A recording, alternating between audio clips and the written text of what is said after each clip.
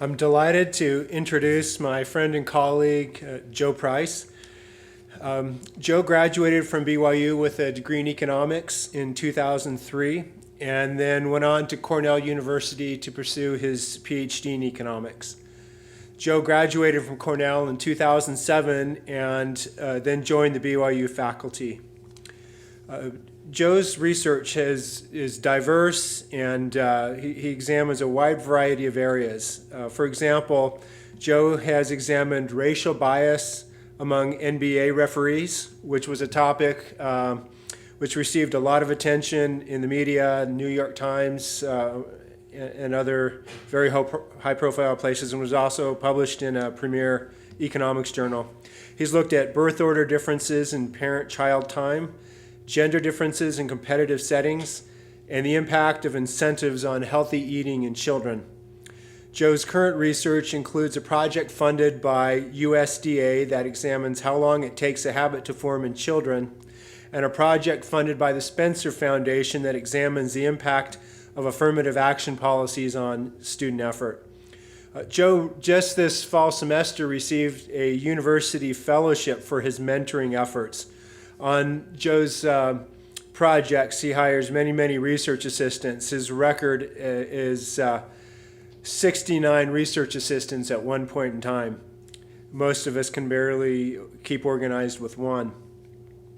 So Joe and his wife Emily have 6 children, 4 boys and 2 girls, and they live in Springville. So we look forward to hearing Joe's talk.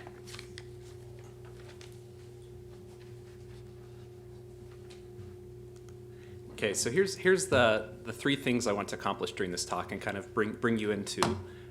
We'll talk just a little bit about the role of movie ratings, but then the 3 things we want to touch on is what determines ratings, do ratings affect movie revenues, and then I'll talk just a little bit about Mormons and movie ratings. So make sure you're sitting next to someone because I'm going to have you discuss something really quick. So just describe to your neighbor for just 1 minute what you think the purpose of movie ratings are. Okay, so just tell your neighbor, what are the purpose of movie ratings?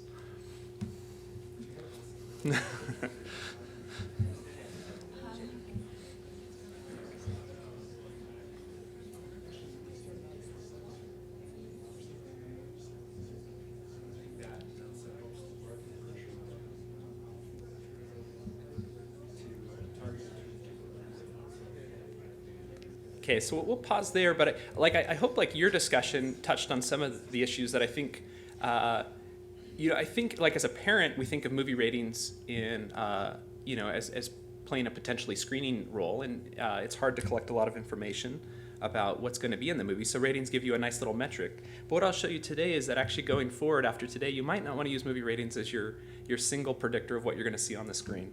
But at least this is what the MPA rating system says. It's to help parents make informed decisions about what their kids are watching, whether it's in the theater, at home, or online.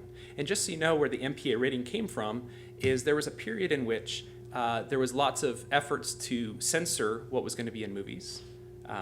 There was people concerned about the kind of content being shown in movie theaters, and so the MPA actually arose as a way for the industry to regulate themselves, as a way to prevent the government from kind of interceding and taking control of what kind of content they could show in movies. And if you look at other websites, they mention that it provides an advanced information for parents so they can determine which movies are appropriate for their children and at what age. Now you might think that the other nice role that movie ratings play is that it also prevents children from actually going to certain movies without their parents with them. Okay, so a natural question is how well are movie ratings doing? So if we had an iClicker, we could vote really quick. But I think the simple question you'd ask yourself is how many times have you gone to a movie of a certain rating and been a little surprised at what you saw on the screen? I think all of us have had that experience. And actually only 18% of US parents report that they feel they get all the information they need from the movie ratings, and only 6% feel that the movie ratings are always accurate. And so as a result, other sources of content information have emerged. So 2 examples include Screen It and Kids in Mind. And actually just raise your hand really quick if you've used either Screen It or Kids in Mind. Okay. And one of the nice things about this, and I'll show you some examples of the kind of information Screen It and Kids in Mind provide, but here's an example. So Kids in Mind actually rates 3 categories, sex, violence, profanity, and they give it on a 0 to 10 scale. Screen It actually creates 15 categories, and it's a 6-point scale going from none to extreme. So this is an example if you were to go to screen it. This is, Lee Daniels, the butler, and what you can see right away is it gives you some idea of the kind of content you're going to experience in this movie. And one of the nice things about this is that you might have, like as a parent, you might care about certain things and not care as much about other things. And so this gives you the opportunity to kind of decide whether this movie is appropriate for you or for your children. Okay, so keep in mind that we have these outside objective measures of content. And the nice thing about these is that when Kids in Mind and Screen It create these categories, they're very detailed in how they came to the category. So you can go off their measures here, or you can actually, they'll list like how many different types of profane words were in the movie, or they'll give you really specific details. And so the nice thing about it is that because they're consciously writing down all the content, it makes it easier for them to aggregate all the instances into a pretty objective measure. So then a natural question is, well, what is the MPA doing? Well, the MPA doesn't tell you quite what they're doing. They put a group of people in a room, and the people watch the movie, and then they come to kind of a subjective evaluation of whether the movie should be G, PG, PG-13, R, and C-17. But one thing we can do is we can actually take the data from Screen It and Kids in Mind and try to figure out what's really going on inside that room at the MPAA. So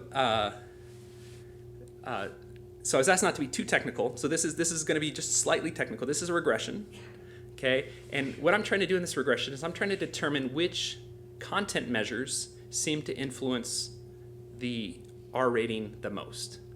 And so what I do is I'm going to take sex, violence, and profanity, and I'm going to put them in a standard deviation unit.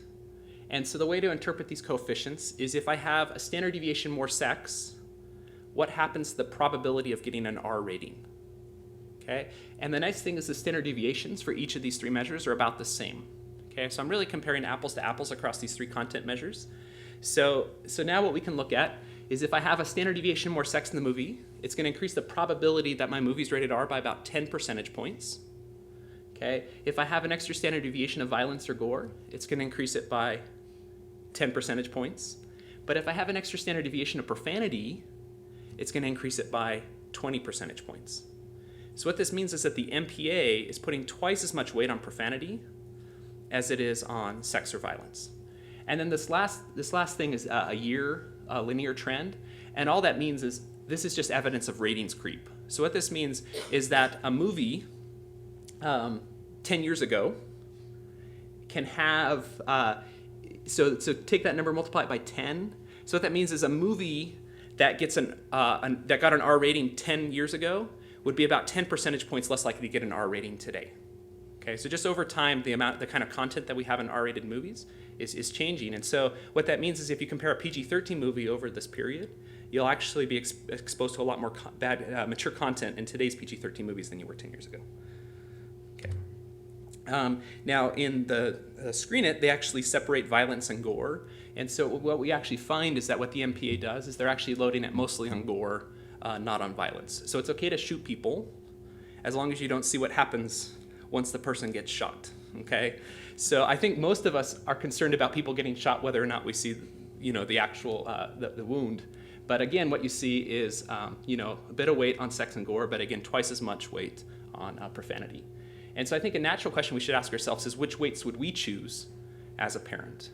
And which content does the most harm to children? And what we actually find is that the most evidence about harm to children is related to sex, than violence, and there's almost no evidence about the consequences of profanity. I'm not saying that we should expose our kids to profanity, but if we had a choice about exposing our kids to either profanity, violence, or sex, profanity would be a little bit lower on the list than the other two. Okay, now I think one reason that profanity gets more weight is that it's easier to measure objectively. So if you go into the Screen It data, you'll actually see how many F words there are, how many S words, they have like all the different types of profane words, and they'll tell you exactly how many of them are. And one thing that's really interesting is if you look at this data right here, so if you look at PG-13 movies, you see that the F word will happen sometimes once, sometimes twice, sometimes 3 times, but then there's this gap. And actually those 3 movies with the 6+, the F words are kind of implied, they're not explicit. But what actually comes out of this is that the MPA seems to have a really hard, fast rule about 4 F words, okay? And also, if you look at PG, again, that one F word was actually kind of like not a complete F word. But again, if you have one F word in your movie, you cannot be PG. Okay, so the MPA is super picky about profanity, especially the F word, and as a result, it creates these really sharp discontinuities in terms of whether you get an R rating. Okay, and so I think, again, these natural questions should profanity be the key determinant of mature ratings in the US? Does it do more harm to children than sex or violence? And then is it easier for a movie to remove profanity? So for example, what's the commonality between these two movies right here? These were both movies that got rated R because they had 4 F words in them. Okay, and actually in both movies, the F words all occur in the exact same scene of the movie. Okay, and these were both movies that were really upset about getting an R rating, even though there was like no question. Like the moment you put that 4th F word in there, it's like you know what the MPA is going to do. And so it's just, so when we get to talk about revenues, what I'm going to tell you is if you're ever an investor in a movie, you had better put in your contract that they've got to leave the F words out. Okay, King's Speech took the F words out, turned it into a PG-13 movie. It's a great movie. It didn't need the F words. Same thing with Bully. Actually, Bully is just as powerful without the F words. They happen in one scene on a bus, and they should have just taken those out right from the start. Now, the U.S. is actually rather unique in the kind of weights they place on sex, violence, and profanity. So what we're going to do is we can actually take the ratings across a lot of different countries. So almost every country has some analog to the R rating. It's a mature rating. Now, it differs sometimes in whether or not, so in the US, if a movie has an R rating, a child under the age, the cutoff age, can't go to the movie without an adult. In some countries, the R rating is more just a guideline. It says, okay, you shouldn't watch this movie unless you're 17. And in others countries, they have really firm guidelines on whether or not you can see it without it. But what we did is we tried to do our best to create the analog to the R rating in a bunch of different countries. And one thing I can show you here is now not all the same movies are rated in every country. So if you look at Mexico, you'll see that only 474 of the movies in our data set were rated in Mexico. And you'll see it kind of varies. So you see like Britain and Australia have 2,800, 2,500. But what's really striking is it's actually the fraction of movies that get rated mature. So if you look at France, France is the kind of anything goes country, okay? So one of the funny examples that Craig Paulson pointed out to me is that The Lion King and American Pie got the same rating in France. Okay, so I don't, now, so that's the 4%. Now, I think it's actually kind of nice to look at Mexico and Peru because these are both countries, Spanish-speaking countries, and actually you'll see in Peru, about 63% of the movies in our sample get an R rating, and in Mexico, only 13%. So what you'll start to see is that across countries, they have kind of different standards in what children are allowed to watch. Now, you might be saying, oh, well, maybe those numbers are different because the movies are different. It turns out that even if I take Mexico and Peru and I use the exact same set of movies, you get almost the exact same difference here. So it's not about the sample of movies being rated. It's really about the standards that countries decide to adopt. Okay, now this is just telling you about the overall bar in terms of getting an R rating. Let's actually look and see what weights countries put on sex, violence, and profanity. Now, profanity is only really relevant for the English-speaking countries. So right here, let's just take the 5 English-speaking countries in our data set. And this is the same regression I showed you before. So now you can see the weights that these countries put on sex, violence, profanity, and then you can see the ratings creep. And I'm going to use the exact same set of movies across these 5 countries. Okay, so again with US, the same pattern as before, about 10 percentage points for sex, 10 percentage points for violence, and then twice as much for profanity. So you'll see that UK is about the same. You'll see some of the other countries don't put quite as much weight on profanity. And then what's interesting is to look at the kind of trade-off that countries make between sex and violence. So you'll see that some of these countries kind of weight violence more than sex and others do just the opposite. Okay, now what we're going to do is we're actually going to do the same analysis. We're going to do it for all the countries, and we're just going to focus on the coefficients on sex and violence. Okay, so what we're going to be showing you here is a picture, and if countries show up over here, it means they put a lot of weight on sex, and if they show up over here, it means they put a lot of weight on violence. And if you show up over here, it means you don't care about anything. So you're going to see France kind of in the bottom corner. Okay, so here's France in the bottom corner. They don't care about anything. You just put whatever you want, it's fine. Now what's interesting is that as you move out here to the right, you'll see a bunch of Asian countries. Okay, we've got Korea, Japan, and Taiwan. So these are countries that put a lot of weight on sex, but very little weight on violence. Okay? Whereas if you come over to this other quadrant over here, you've got a bunch of Scandinavian countries. And Scandinavian countries don't care about sex almost at all, but they care a lot about violence. So what I think is interesting about this picture here is what it suggests is that countries have different norms about what type of content they want to protect children from. And so what you might ask in your heart is, are you more of the Southeast Asian type, or are you more of the Scandinavian type? Like what kind of like if you had to choose, I mean, ideally what you'd want is maybe protect your kids from everything, but if you had to make these trade-offs, where would you lie? And I think actually that most of the research indicates, well, I think this is where it gets tricky. I think a lot of the research has looked at sex because of the presence of pornography in the past, and I think we're just coming around on the violence. So we're kind of getting evidence on both. So I actually think that, the ideal would be something that kind of protects kids from both. Okay, so here's the recap. So the most important determining factor of movie ratings in the US is profanity, possibly because it's the easiest to measure. The relative weight that countries place on sex and violence differ. So Scandinavians put weight on violence, and Asia puts weight on sex. Okay, so let's actually ask the question, do ratings affect revenues? Now, a lot of the analysis in the past have shown these kind of tables. So if I showed you this table right here, what kind of movie would you decide to make?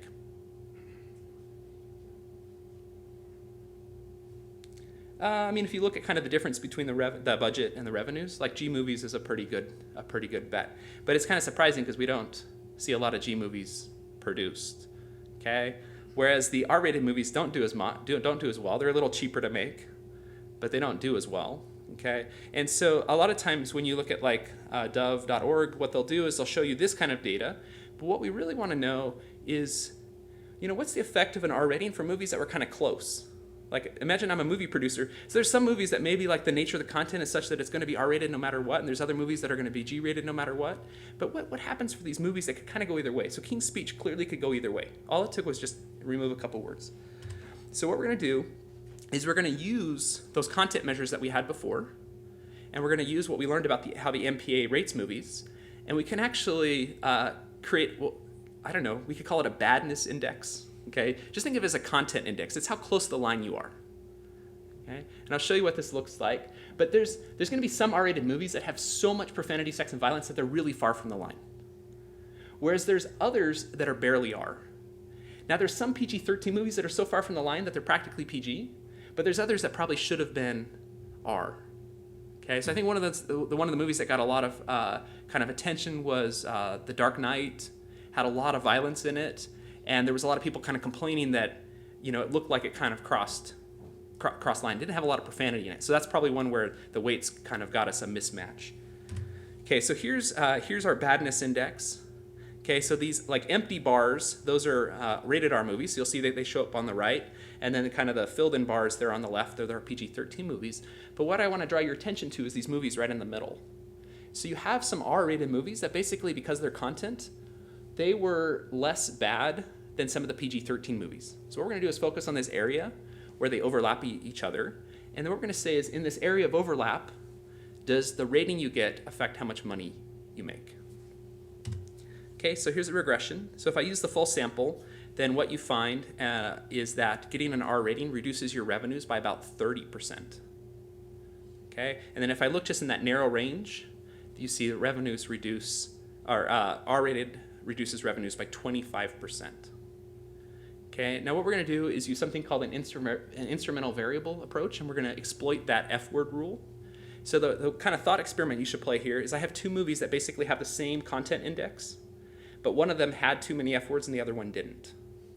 Okay, and so what we find here is when you use this IV strategy, you find about the same. You get about, your revenues are going to go down by about 20% if you throw in those extra F-words and get the R rating. And same thing, you can see the same thing when you look at the probability of making a profit. So lots of movies don't make a profit, but getting that R rating is going to reduce the probability that you make a profit by about 10 percentage points. Okay, so let me just recap really quick. So removing mature content from a movie so that it doesn't have an R rating increases revenues by 20% and reduces the probability of your revenue dropping below your budget. So artistic freedom is important, but investors should insist on having a say about decisions that have such a large impact on revenue. So I could imagine so now that you've seen this I don't know who here might invest in movies in the future, or maybe you have a friend that will, but here's the conversation you should have. You should say, yes, you're right, artistic freedom is really important, but I have a good feeling if we put that stuff in the movie, it's going to reduce our revenues by 20%. Let's have that come out of your share. Okay? Like, it's fine, you can have artistic freedom, but you have to pay for it. Okay? So what's happening right now is we have an under-provision. We have an under-provision of the kind of movies that are going to make a lot of money. Okay? There's just too few movies in that PG-13 range. There's too many movies in the R range. And so I think, the place that this is going to change is the people that are putting up the money to fund these movies have got to insist that we move the needle a little bit more to the left. Because when you look at some of these movies, so the average budget's about $50 million for PG-13 movies. Okay? That's a huge investment. These are kind of these movies are actually like little mid-sized companies. And it's pretty amazing that the contracts are not structured to prevent the company from doing something that's killing 20% of its revenue. Okay, so let's shift now and talk. So let's talk about Mormons and movie ratings. And actually, Lynn Robbins did me a huge favor. He gave, actually, I thought Lynn Robbins was one of the best BYU devotionals that I've been to. I really enjoyed it. It's going to help me a ton as I have, the sex talk with my kids. Okay, because I think he laid it out in such an important way. But let me talk a little bit about what he shared about the way we should think about movie ratings. But before I share this, let me just share three personal experiences that brought me into this research. So when I was 9 years old, I went to a party at a friend's house, and they showed an R-rated movie. It was Lean on Me. It was rated R because of profanity. Okay, so I come home and I tell my mom, hey, this is how sheltered my life was. I didn't know what an R rating was. I come home and I tell my mom, because they were excited, like, oh, we gotta watch an R-rated movie. So I come home and I tell my mom, hey mom, we watched an R-rated movie. Okay, so what are you gonna do now as a parent? Your 9-year-old kid just went and watched an R-rated movie at your friend's house. The neat thing is my mom said, hey, you know what? We've been kind of counseled not to watch those kind of movies. Let's make a deal. She says, look, if you promise to not watch R-rated movies from here on out, I'll do the same. Okay, so my mom and I always had this deal, and it worked out great. Okay. Now I'm a freshman here at BYU, and they have Varsity Theater. Now, you guys don't know this, but Varsity Theater used to show edited movies. It was awesome. And I was about to go on my mission, and Braveheart had just come out, and we really wanted to see Braveheart, but it wasn't in the Varsity Theater yet. And we kept writing notes to the Varsity Theater, come on, show Braveheart before we go on our missions. Okay?